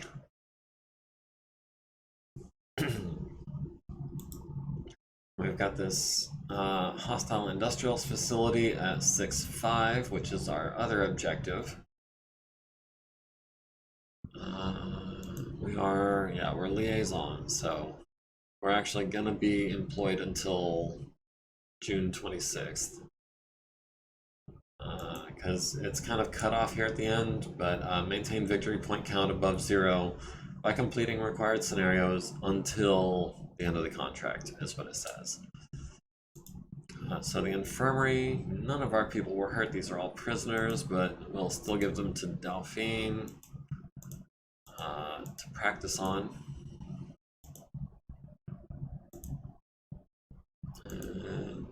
You've got more injuries, so you go there. And I guess you go there. That broken rib is going to take a little bit of time to heal, but that's okay. As soon as Delphine finishes treating one of these people, I can go ahead and transfer that person over. Alright, so we still have no tech time for today because that's just how it ran. Because we started exploring after we had done our repairs for the day. And that was when those missions popped up. Okay, so we've got 4 hand actuators in transit, we've got 5 cockpits in transit, we've got 5 industrial cockpits in transit, and 4 upper leg actuators in transit. So, yeah, all of our parts are being acquired that can be. We'll go ahead and have Ratnabala do some reloading while she still can.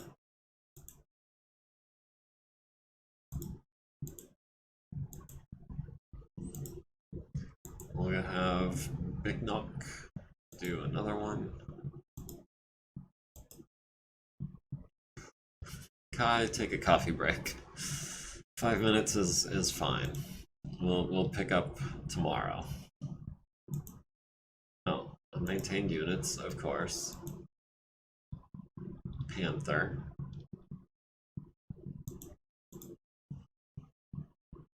We'll set maintenance time of ×2. We will assign veteran tech, Guillaume. Alright, so now it should allow us to advance the day. Alright, so 15 tons of armor has arrived, thank goodness. A ton of SRM-6 ammo, a lift/a resting hoist has arrived, upper arm actuator, heavy industrial armor has arrived, hand actuators, leg actuators, and a left leg have all arrived. We did fix the left arm on the Orion, we fixed the armor on the Guillotine twice, 3 times. Failed to replace the heatsink on the Stalker 4P. Bunch of stuff still being worked on. We did get the right arm on that Grand Dragon. We did get the right torso on the Orion, which is good. Rifleman's gonna be over 12 days. Mackey's gonna be like 20 days. Emperor's gonna be like 20 days. Guillotine is gonna be never. And the other Atlas is gonna be never.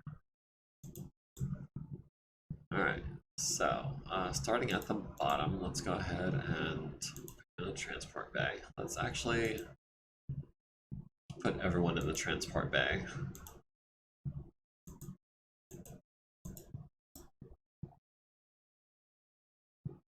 Oh, I guess everyone is in the transport bay. No, here we go, field workshop. So that's going to be everyone but the Hermes, because the Hermes is in mothballs and we can't change his location.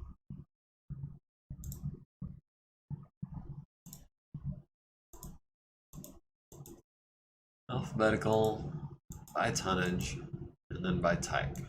That's how I like to have it sorted. Max at the top. Alright, so we've got 50 minutes worth of armor to replace on this archer. Done. Quick draw needs a hand actuator. We can have maybe a regular do that. That'd be 5, that'd be 4, sure. Vernita, sure. Let's see, the Wolverine needs 10 minutes worth of work. We'll give that to Chris. Oh, and she gained an XP. She's 1 XP away from leveling. And we've got 3 more shots here.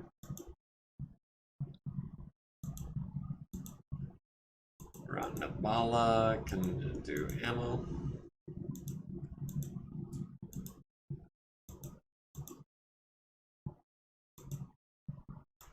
Cronus. Oh, I was getting the Cronus and the Wolverine mixed up. I was like, the Cronus didn't take that much damage, but the Cronus did. It was the Wolverine that didn't.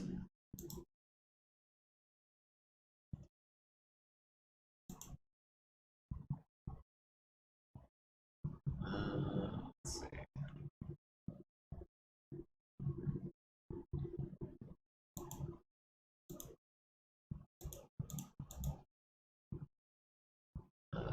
Thought we had a regular. There we go.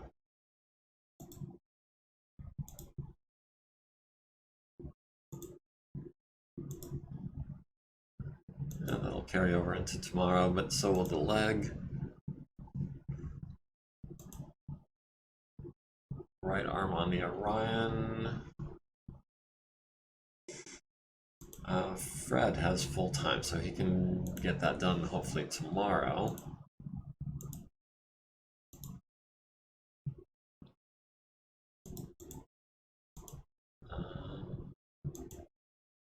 We can have a regular do the LB10X replacement and still have pretty good shot. We'll have B go ahead and do that. Susan can knock out this big job. And maybe these 2 big jobs as well. Or we can have Shasta finish that one. She needs an 8. Let's bring that down to a 5, even though it's going to take a couple of days.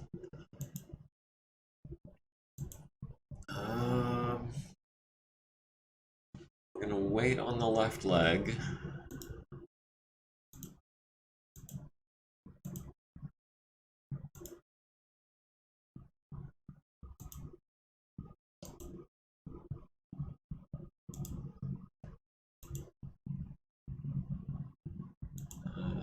Shoya, no. MekHQ. Maybe do a heat sink. All the other heat sinks and actuators are being worked on. 260 minutes. It's going to leave us with 80 minutes. Which isn't a lot, but we don't need a lot. We'll go ahead and knock out this 65-minute job. 39 XP. That is a tough pill to swallow.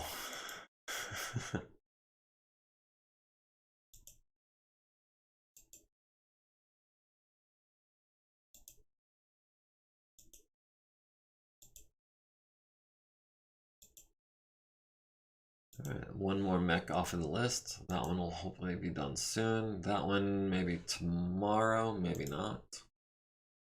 This one in a couple of days. This one hopefully before too long.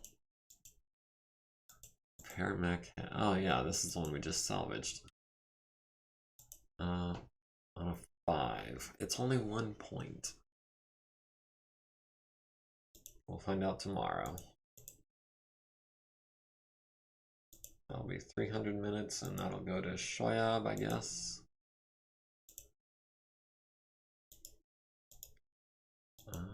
Chris can start on that. Susan can start on that. Cockpit is en route. Cockpit is en route. Cockpit is en route. The legs are going to be a problem. A time-consuming problem. Same thing with the rifleman. Both legs going to be a problem. SRM carrier, work in progress.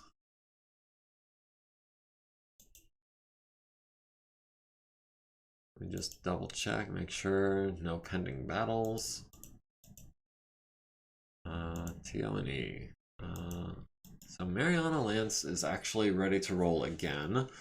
Tonga Lance is ready to roll again. Galatea Lance needs some work. The Orion is going to be a bit. Berlone has still got 12 days on his concussion. Victor Rama has 9 days. Nairn has 18 days. So Galatea is going to be out of action for a little while. But in the meantime, we do have 2 lances that we can continue advancing with. Do we take on the industrial center right now? Or do we do maybe a little bit of recon first?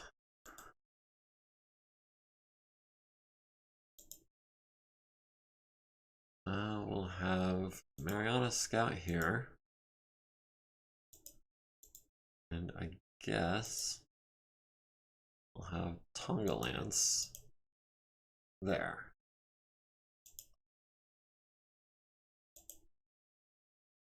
Pending battle. As of today, we've got 5 units assigned. We've got Tsubasa, Hoser, Warwolf, Ash, and Stiletto against some enemy turrets, machine gun, small laser, rocket launcher 5, and a medium laser turret. Oh my goodness.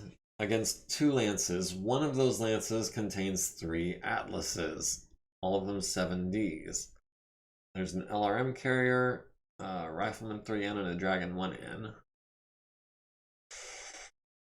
3 atlases. Even with terrible pilots, that's a lot of DACA on the field.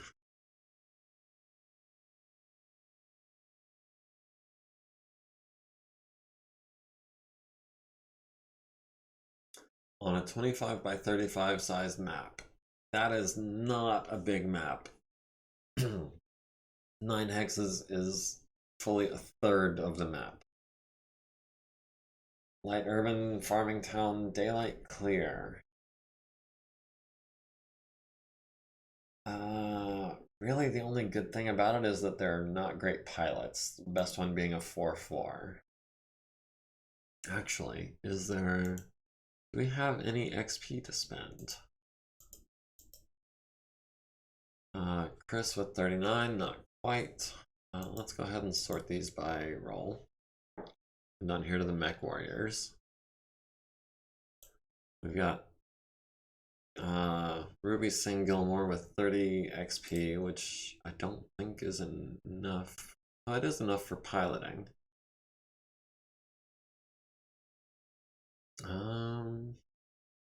Oof. That is actually really tempting. Getting in some good kicks against those atlases. That looks exciting for a tiny map. It does, doesn't it?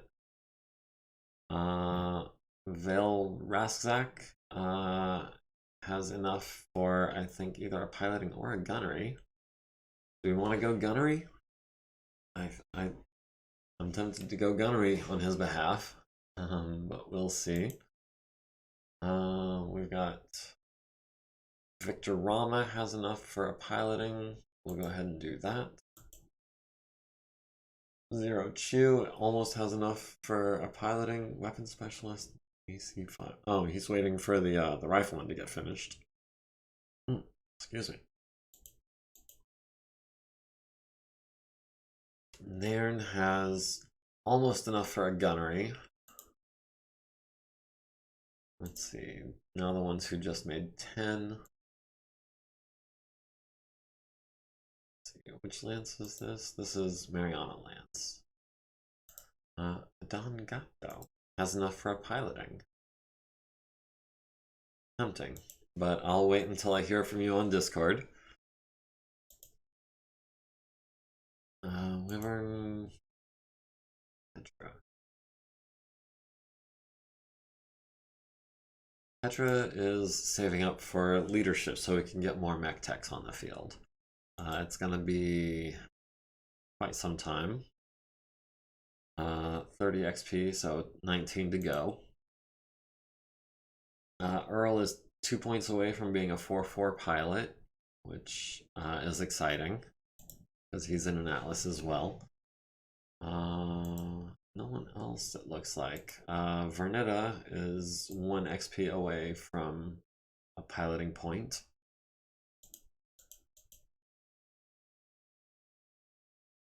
Alright, this exciting tiny little map.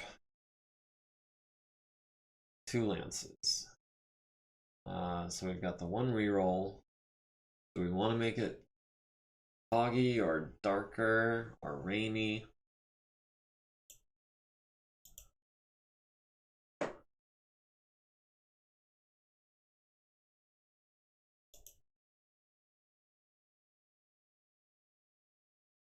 You got Sensor Geek, you've got Weapon Specialist. Oh, Weapon Specialist on the medium laser turret. That's a little scary, honestly. 3 medium lasers firing as if they had a gunnery of 2. And the LRM carrier down here as well with a 2-4 pilot. If he's got Weapon Specialist as well, I'm going to scream. Oh, he's got Weapon Specialist. And Human TRO. Let's just check this out. That is an LRM 20 weapon specialization, right? That's under pilot. Weapon specialist LRM 20. That thing just became a huge threat.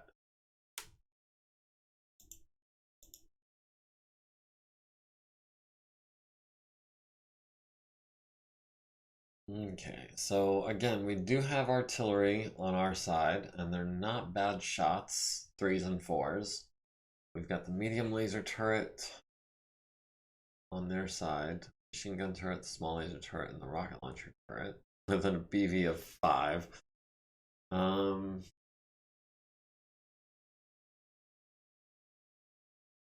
Primary op 4 and enemy tank reinforcements. Okay, so in addition to the 2 lances already put forward, they also have a lance of tanks arriving on round 15. Okay, so no big deal there.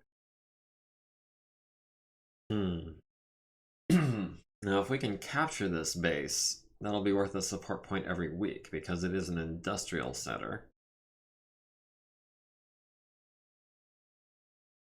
Do we... You know what we could do? We could re-roll the map size. Or... actually, you guys are familiar with my optional rule where instead of just straight re-rolling, you can also shift 1 spot per re-roll. How big of a map size change would be 1 shift, do you think? Would that be 30 by 40 would be 1 shift? Bumping it up by 5 length or 5 width? I think that sounds fair. Or do we just re-roll it? 20 by 20? If we get really unlucky, maybe. Well, here goes nothing. 25 by 35. Well, that was a waste of a reroll.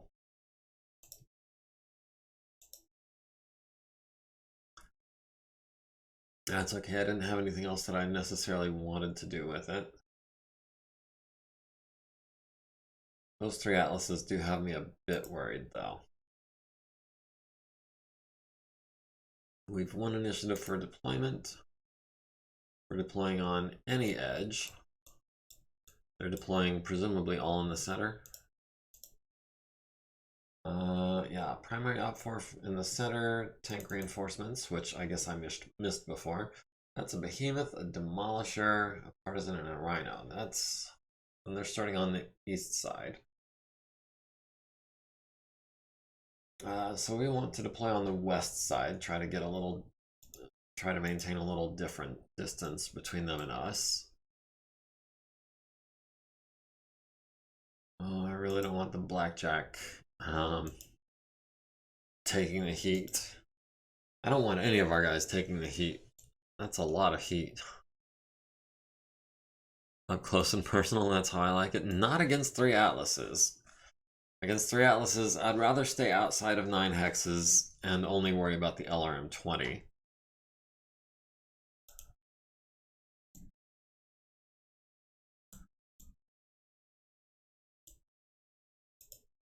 I want them to come to us as much as possible. Or, I mean, we could just destroy the turrets and call it a day.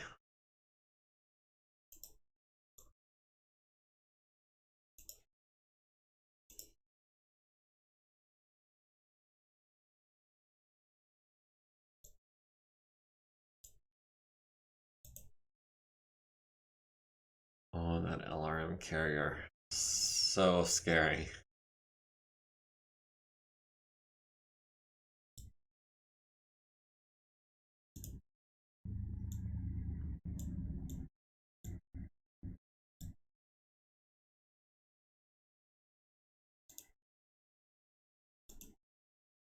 Let's go ahead and start a bit back so that we can be evasive. If you want to capture the base, the turrets have to live. Yes, that is true. The question is, how badly do I want this base to survive? We currently have 1 victory point and 1 support point.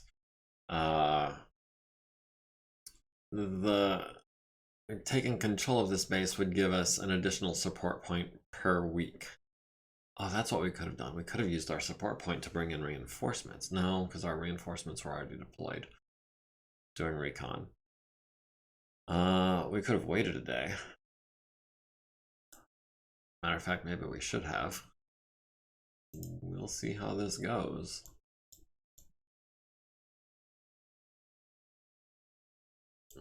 So yeah, I'm not sure how badly I want to keep this base alive. It's definitely something to consider. And the Cronus, all fast and maneuverable. I kind of want to get in here and rear shot this LRM carrier before he can do too much damage.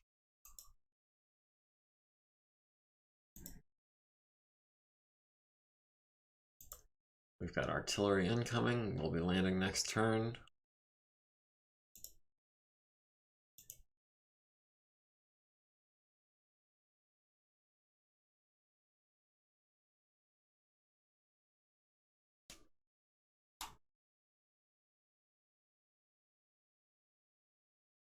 Yeah, we'll just have you stand still.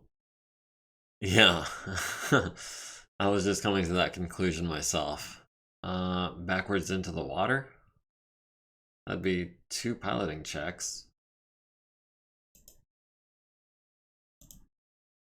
1 for the elevation change, 1 for entering water. Or south. From where we are, we can see the LRM carrier. Whereas, yeah, we'd still be able to see the LRM carrier there. However, how much woods is in the way there? Oh. 1 heavy woods. Is that the same as for here? 1 heavy woods, yeah. So I think it's this hex is going to be Just barely, actually. We might.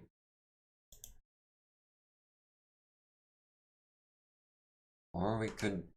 If we stand still, we've got the best chance to hit. Stay in the woods and kill the LRM carrier. Yeah, that's what I'm thinking.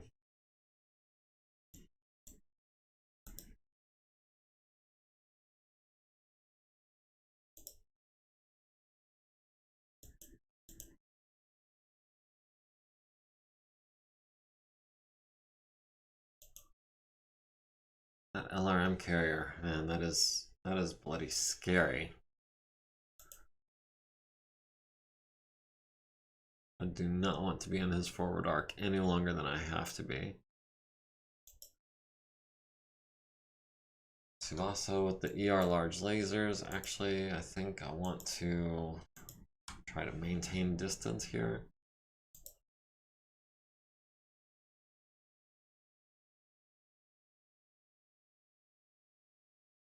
I mean, we could try and obliterate this rifleman, or we could fire on the Atlas. This is the 4-4. This is the best pilot of the Atlases.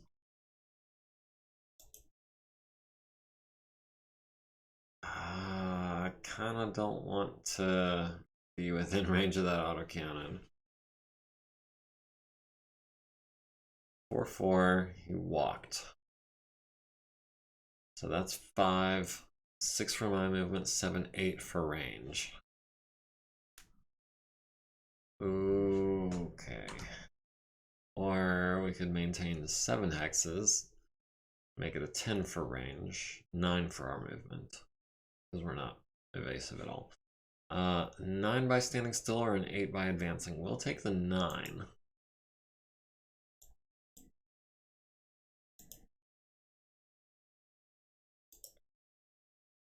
Alright, the LRM carrier, reckless driving on pavement, needs a 3, gets a 9. Dragon, running and turning on pavement, needs a 4, gets a 5.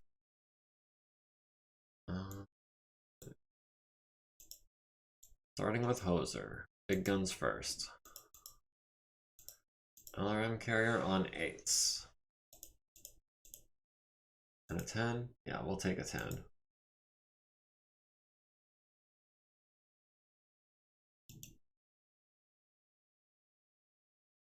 Warwolf at the Atlas. We're gonna go damage high-low. That gives us 6s, 8s, 4s. Oh.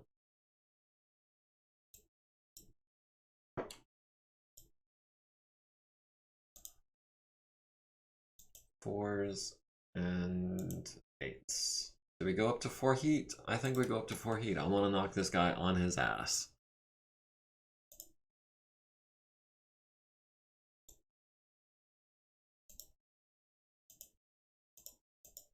LRM carrier on 12s. It's the only shot he's got besides the Atlas. Build up 2 heat that way. Oh, this is not an LRM carrier at Archer. I was thinking it was. So we've got 15s, we've got 14s out of range.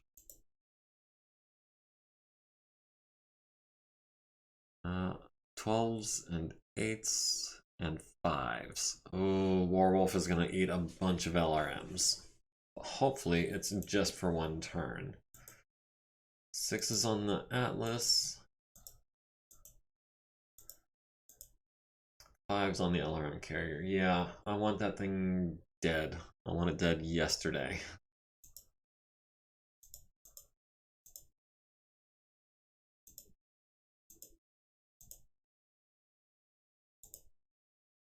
Oh, I saw something pop up.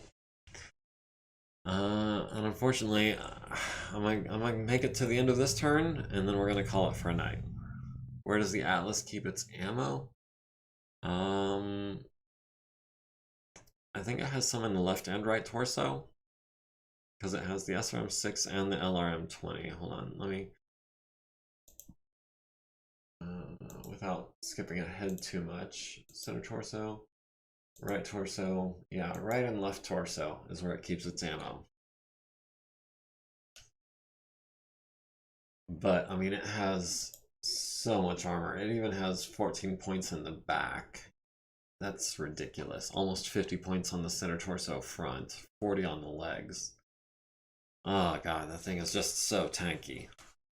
Alright, so the medium laser turret on the Cronus, landing all 3 hits to the right torso, right arm, and center torso. Rifleman at the Archer, landing a large laser and both autocannon 5s to the left torso. The Awesome at the LRM carrier hits the left side for 9. The Atlas at the Stalker, missing on 12s, landing on an 8. 16 missiles to the center torso, right torso, center torso, and left leg. Stalker at the Atlas, missing with the first large laser, landing the second to the left leg, medium laser to the left leg, right torso and head, and right leg. 12 LRMs to the left torso, right leg, and center torso, and 5 SRMs scattered about mostly the left and center torso. Atlas at the Stalker on 9s, hits with a medium laser to the right arm. 9 LRMs to the left leg and right torso. Blackjack at the LRM carrier missing on 12s. The Atlas at the Stalker on 12s and 8s missing. LRM carrier on the Stalker hitting with 28, 40 missiles. Ouch. I see right arm is down to 18, right torso is down to 13, right arm is down to 16, right arm and right torso are both down to 11. Ay, ay, ay. Try and get your fast units into the right torso rear. I only have 1 fast unit, and that's the Cronus. And there are 3 Atlases on the board. Which one do I go for first? It's something that we can discuss in the Discord after we finish this up, because we are running over 2 hours right now. Cronus at the LRM carrier, stunning the crew, immobilizing it, and destroying it. Oh, nice. Nice. Warwolf needs a 7 to stay standing and falls, taking 9 to the right torso and right arm. Needs a 7 to avoid damage and fails. Needs a 3 to stay conscious. Atlas needs a 6 to stay standing, gets a 7. So that was less than ideal. Alright, let's go ahead and check initiative. We've lost initiative, and this is where we're going to go ahead and save our game for the night. And we'll call it Industrial Base.